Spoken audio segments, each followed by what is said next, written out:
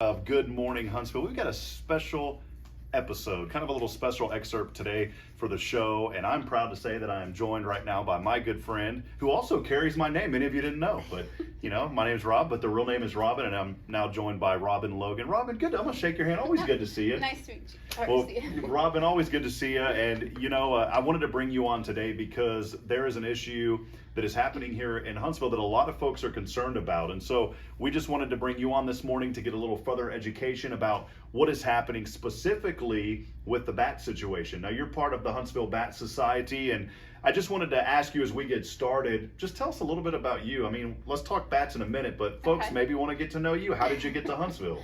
I got to Huntsville in 2012. I came here to take care of my grandparents and my mother when they got sick.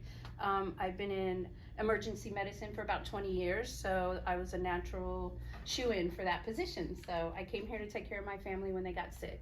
Awesome. Well, and I think it's so important because the reason I like to ask is, why you came here.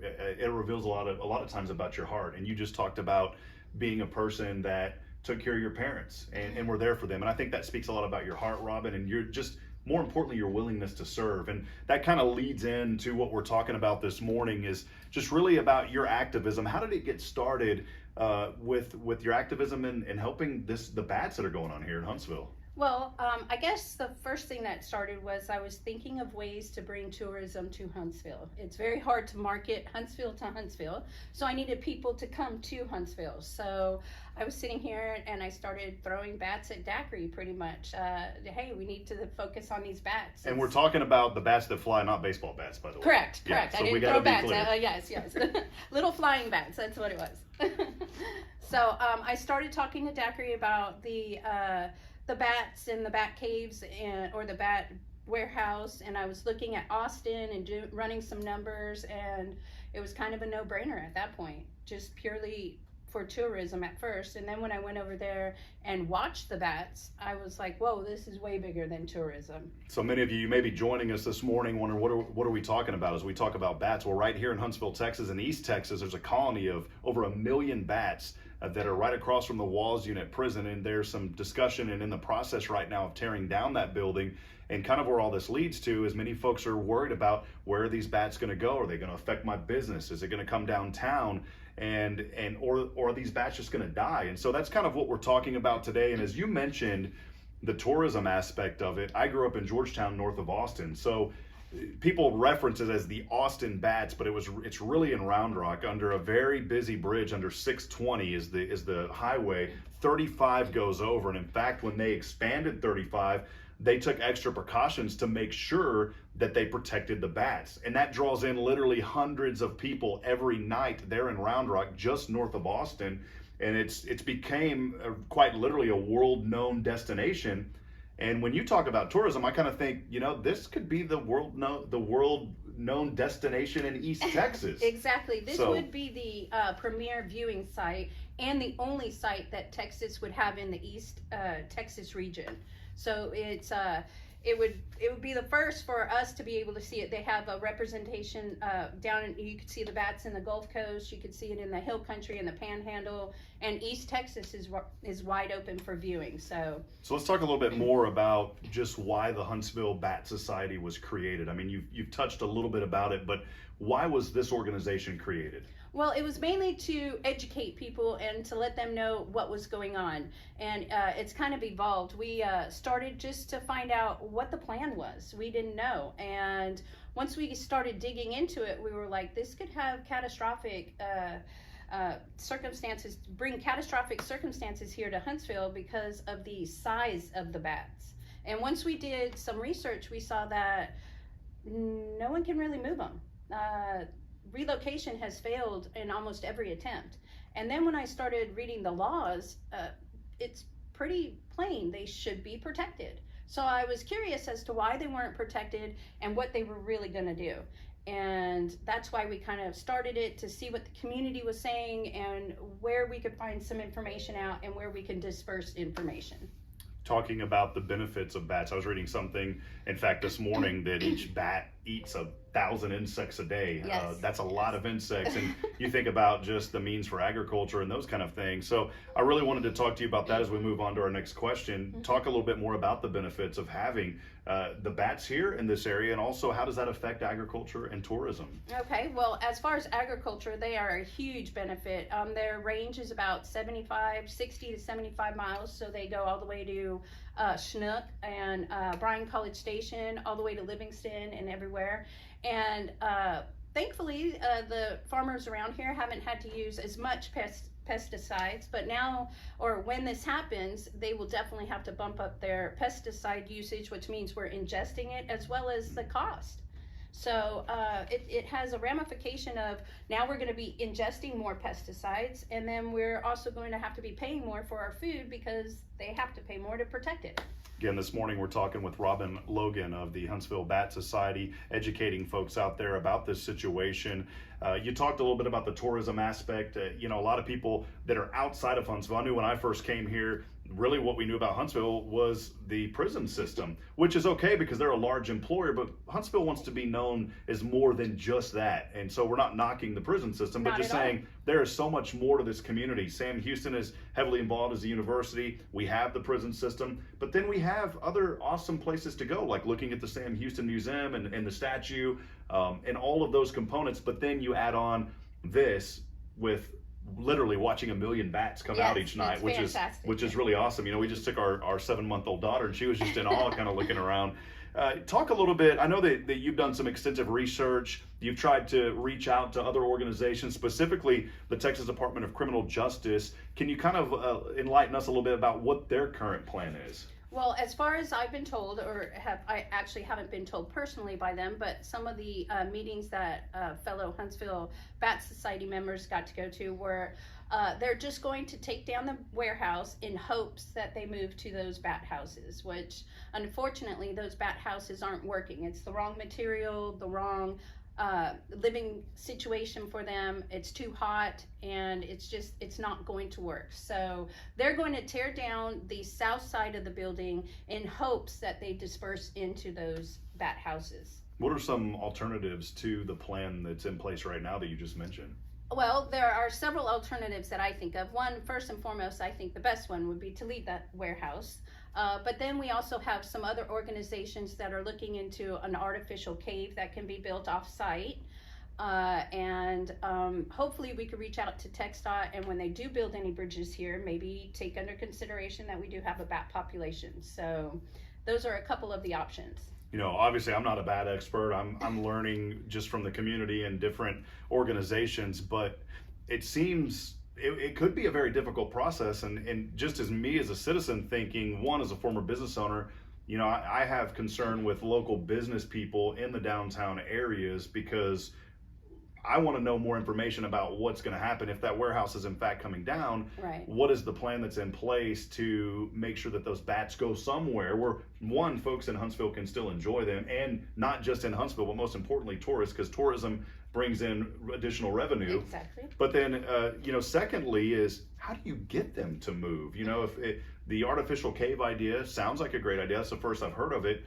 But it's like, how do you get them to move to that cave? Well, that's the issue. I've reached out to several bat conservation agencies across the world, and it's impossible. They're wild animals. You can't say, oh, over here, and direct them over to a certain area. So relocating has always failed. So I'm not exactly sure what the plan is, and that's why we are asking for some communication and find out what are the alternatives and where are their plans, because for me, it's not good enough to just say, well, they might disperse, because what's going to happen is they're going to need immediate roosting sites.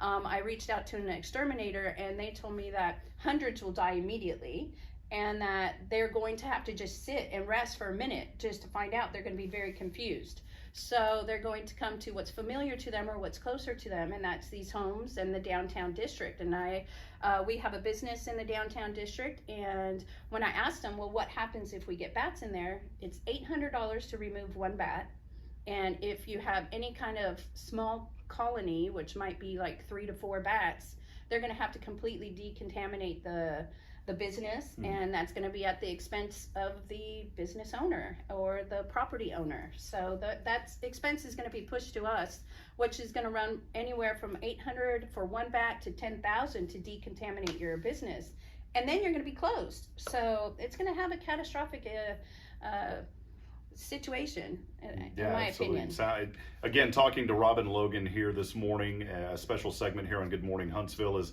we continue to talk about this situation, just trying to bring some awareness to folks with the effort that is happening. How much support do you guys currently have? I've seen some things on social media. Robin, can you kind of go into details about how much support you have right now? Well, I was really happy with the support we have. We have over 600 members, which we've established this Huntsville Bat Society with less than a month ago. And then we also have another member in the community that opened up I apologize, I can't remember his page name, but it's Help Save the Huntsville Bats, I believe, and they have about 700 members. And then just being contacted daily, what's going to happen, what can we do to help? It's really been astounding to see that the community wants their bats. And it was quite shocking to see that a lot of people in Huntsville, they've newly moved to Huntsville, they had no idea we have bats. Until you guys really started mentioning. I have heard of it, but I never really said, hey, I'm going to go out and check this out. And then once I saw things on social media, I was like, this is amazing. Because again, growing up north of Austin, I would go down to the bridge at 620 and 35, and I thought that was cool. It looks, you got a million of them coming out. It looks pretty phenomenal. It does. So. And I've also heard that it's a little bit different because you don't only, see them off in the distance. You like hear them, feel them, smell them. I mean, it's the whole exposure of the thing. And it's quite fascinating to know that there are 1 million bats there and no one even knew about it. So we could live with them very relatively easy without there being any problems. So there's only been like 12 bats that have gotten into residence as the last year. And so I'm glad that we know that, because then we could see what happens after this. And once they tore down the north side of the building, there's been some bats getting into several local businesses, and we're really concerned about it. We're not asking for them to never tear down the building. We're just asking for a little bit of a halt, and let's come up with a game plan that the citizens and the state are happy with. Final question here again as we're talking to Robin Logan with the Huntsville Bat Society. You've mentioned a little bit about this, Robin. What do you want to see happen with the bats? Honestly, I want to leave the bats there. To be honest with you, the building was built in 1937. It's a historic building. There can be some structure stabilization done, and there was something brought up about beautification. Well, we could put a mural on there. The TDC could have the north side as their parking lot, and where the bout houses are, they could use that as a parking lot as well. So I would like to see a compromise, and the city really benefit from revitalizing our downtown district is what I'd like to see. Awesome. Well, Robin, before we let you go, again, thank you for being on this morning. We want to bring news and events to Good Morning Huntsville. That's why we do this. We want to educate the citizens on what's happening all over town, and with the organization and the effort that you guys have put through, and just in getting a lot of support behind this. Just wanted to give you one final opportunity, maybe anything that we've missed or anything that you'd like to mention, Robin. Well, I'd just like for everyone to kind of think about this. I find it incredibly sad that in the year 2022 we're having to fight to keep some of these ecosystems for us, and they're very beneficial, not only financially as far as pesticide use, and just it's just a fascinating thing. And I really would like for people to take this under consideration and to think about it, and think about it in lots of different ways, because it could revitalize us as far as tourism, economy in our downtown district, in Huntsville itself. And it could also put us on the map, and in 20 years from now, we could be making history here. And that's what I would like to see, is Huntsville not just being Prison City, not just being a suburb of Conroe or North Houston, but we stand out, and that we live in our home, and that's what I'd like to see. So awesome. Well, Robin, again, appreciate your time. I always trick people because I always say there's one last question. Yeah. I'm going to throw in a bonus question. How can folks get in touch? What is a way? Maybe there's somebody out there this morning that says, hey, I'd like to find out more information and help them continue that dialogue. How can folks get in touch with you, or where do they go to get more information? Okay, well, you could go on to Facebook. The Huntsville Bat Society is the best way to get information out there. And for support, as of right now, public outcry has to be out there. So contact your local representatives and let them know. Our state representatives need to know what's happening here. So they could give you some information, as well as Facebook to Huntsville Bat Society. So awesome. Once again, it's Robin Logan with the Huntsville Bat Society. You can find them on Facebook. Just search for Huntsville Bat Society. Robin, good to see you. Appreciate you very much. Thank you, Rob. And we'll keep you updated as our audience about what's going on in Huntsville, and not just other events, but specifically this organization as well. Thank you, Robin.